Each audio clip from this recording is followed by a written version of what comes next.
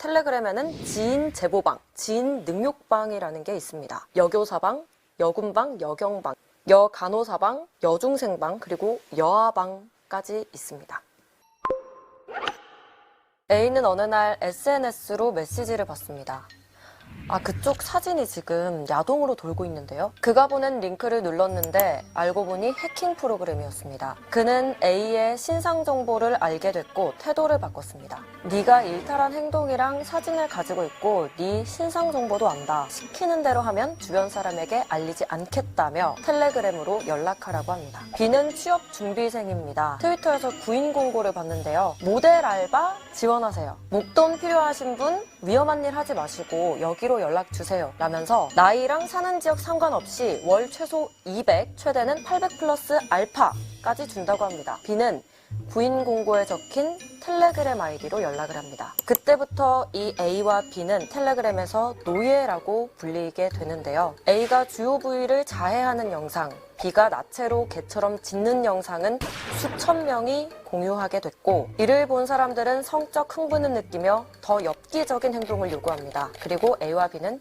그 요구에 따라야 했습니다. 텔레그램 성착취 들어보셨나요? 요즘 모든 이슈가 코로나19에 흡수되면서 이 사건에 대해서 들어보지 못한 사람도 있을 수도 있고 들어봤지만 주목하지 못한 분들도 계실 겁니다. 그래서 이 사건이 더 묻히기 전에 깨시딩에서 함께 알아보려고 합니다. 텔레그램은 보안성과 익명성을 내세우는 SNS인데요. 그래서 기존에 웹하드, 타 SNS 그리고 커뮤니티에 있던 성착취를 일삼던 사람들의 수요를 이 텔레그램이 흡수하게 됩니다. 텔레그램 속에서 불법 음란물을 유통하고 있는 채팅방은 약 80여 개, 그리고 거기에 참여하고 있는 인원, 중복 가능성을 포함해서 27만 명이었습니다. 그 속에 있는 성착취물이나 피해 여성은 셀 수도 없고요. 놀랍게도 피해 여성 중에 상당수가 미성년자였습니다. 가해자들은 이 피해 여성 한 명에게 수십 개의 성착취 영상을 찍게 하고요. 가해자들이 텔레그램에서 어떻게 성착취를 일삼았는지 우리가 함께 분노를 장전하고 살펴봅시다. 처음에는 텔레그램 엠번방이라고 불렸어요. 이게 텔레그램 성착취의 시초라고 불리는데요. 이걸 주도했던 인물이 바로 갓갓입니다. 이 갓갓은 트위터에서 일탈계를 운영하는 비행 청소년들을 협박해서 자극적인 영상을 뜯어냅니다. 그래서 뜯어낸 영상을 미리 보기 형식으로 1번 방에 제공을 하고요. 그래서 더 보고 싶으면 돈을 내라 라고 이야기합니다. 그래서 이 영상을 더 보고 싶은 사람은 상품권 같은 걸로 값을 지불하고 그렇게 하면 갓갓은 2번 방의 링크를 그 사람한테 줍니다. 2번 방에서 착취물을 보고 더 보고 싶은 사람은 또 돈을 지불하면 되죠. 그러면 3번 방의 링크를 받습니다. 이렇게 1번 방부터 8번 방까지 N번 방이 탄생하는 거죠. 이 N번 방에 올라온 영상들은 채팅방이 폭파된다고 해서 사라지는 게 아닙니다. 왜냐면 올라간 뒤로 카피방이라고 불리는 다른 방들에 똑같이 혹은 재가공한 상태에서 또 공유가 되기 때문이죠. 여기에 올라오는 영상들은 단순한 음란물 촬영 강요 수준이 아니라 반인륜적인 내용을 담고 있다고 합니다. 예를 들어서 피해 여성에게 인분을 먹게 하기도 해요. 이런 N번방을 주도했던 갓갓이 2019년 9월에 자취를 감추고 N번방과 함께 박사방이 유행을 합니다. 이 박사라는 인물은 성착취물로 인해서 정기적인 이득을 얻어내는 그런 모델을 만들어요. 특히 경제적으로 취약한 상태에 놓여있는 여성에게 일자리를 주는 척하면서 그 여성이 저항할 수 없게 만든 다음에 영상을 뜯어냅니다. 그리고 이 여성에게 뜯어낸 영상을 사람들에게 제공하는 대가로는 거래 흔적이 남지 않는 가상화폐를 이용하죠. 박사는 성착취물의 등급을 20만원, 60만원, 150만원짜리 방으로 나눠서 제공을 합니다. 그리고 이 고가의 박사방으로 유인하기 위해서 저렴한 방 혹은 일반 방에서 사람들에게 성착취물을 홍보하는 소설이나 아니면 피해 여성에 대한 자료를 제공하기도 해요. 피해자들의 얼굴, 이름, 나이, 사는 곳, 학교나 직장까지 모두 알려져 있습니다. 그래서 이 피해 여성들은 실제 성폭행의 피해자가 되기도 합니다. 이때 찍힌 강간 영상, 성폭행 영상은 즉시 텔레그램에 공유되고요. 피해자 스스로가 성착취를 당하고 있다는 걸 모르는 경우도 있습니다. 왜냐하면 텔레그램 채팅방 참여자들은 단순한 참여자가 아니기 때문인데요.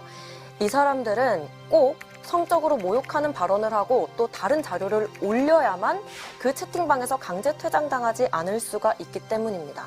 그렇게 해서 만들어진 게 텔레그램에는 지인 제보방, 지인 능욕방이라는 게 있습니다. 여기는 이 채팅 참여자들의 지인, 친구, 전 여자친구 혹은 가족까지 이 여성들의 사진을 올리는 방인데요. 그렇기 때문에 이 여성들은 본인이 성착취를 당하고 있다는 사실을 모를 가능성도 높습니다. 이 가해자들은 일반 SNS 프로필에서 그대로 사진을 따와서 올리고 개인정보까지 함께 올리기 때문이죠. 그리고 심지어 그 여성의 사진과 다른 여성의 나체 사진을 합성해서 공유해 퍼뜨리기도 합니다. 이 밖에도 여교사방, 여군방, 여경방, 여간호사방, 여중생방, 그리고 여아방까지 있습니다. 사실 갓갓과 박사 이야기를 했지만 이들만의 문제는 아니에요. 이들이 자취를 감추더라도 성노예 동영상, 성착취물을 원하는 평범한 관전자들이 여전히 링크를 구걸하고 있기 때문입니다. 그래서 성착취물 수요자, 소비자도 성착취물을 제공하고 유포하는 사람과 똑같이 공범이라는 점을 우리가 기억해야 해요. 그렇지 않으면 이 성착취 범죄는 텔레그램이 아니라도 어디서든지 무대를 옮겨서 재현될 수 있습니다. 국제공조수사 이야기가 나오고 66명의 가해자들이 잡히기도 하고 또 박사라고 추정되는 인물도 경찰에 잡혔고 지금 저는 이렇게 영상을 만들고 있고 하지만 지금 이 와중에도 텔레그램 성착취방은 운영 중입니다. 그럼에도 불구하고 텔레그램 성착취에 대한 첫 보도가 나간 지난 11월부터 올해 3월 초까지 이 사건을 방송사 메인 뉴스에서 다룬 건은 오로지 4건밖에 없습니다. JTBC에서 2건, MBC와 SBS 각각 1건, 총 4건이고요. 나머지 KBS, MBN, 채널A, TV조선은 단 1건도 다루지 않았다는 거죠. 또 지난 3월 5일에는 텔레그램 속 디지털 성범죄 해결을 위한 법 재개정 요구가 국회 상임위원회를 통과하지 못하고 폐기됐습니다. 디지털 성범죄는 불법 성착취라 해도 여전히 솜방망이 처벌을 받고 있고요. 그러면 아무도 주목하지도 않고 해결되지도 않고 나아지지도 않는 이 상황에서 우리가 절망만 하고 있어야 할까요? 아니겠죠. 한 가지 희망적인 건 한겨레에서 텔레그램 엠번방 기획 보도가 있은 이후 텔레그램 속의 가해자들 몇 명이 탈퇴를 하기도 했고요. 또 그 이후에 수사기관과 정치인들이 이 사건을 해결하겠다라고 약속을 했다는 겁니다. 우리가 언론에 이 문제를 계속 다뤄달라고 하고 수사기관에 이잡듯이 수사하라고 하고 또 대법원에 양형 기준을 합리적으로 설정하라고 요구해야 하는 이유입니다. 이렇게 우리가 지속적으로 관심을 가져야 이 끔찍한 정말 쓰레기 같은 이런 사건이 다시 반복되지 않을 수가 있겠죠.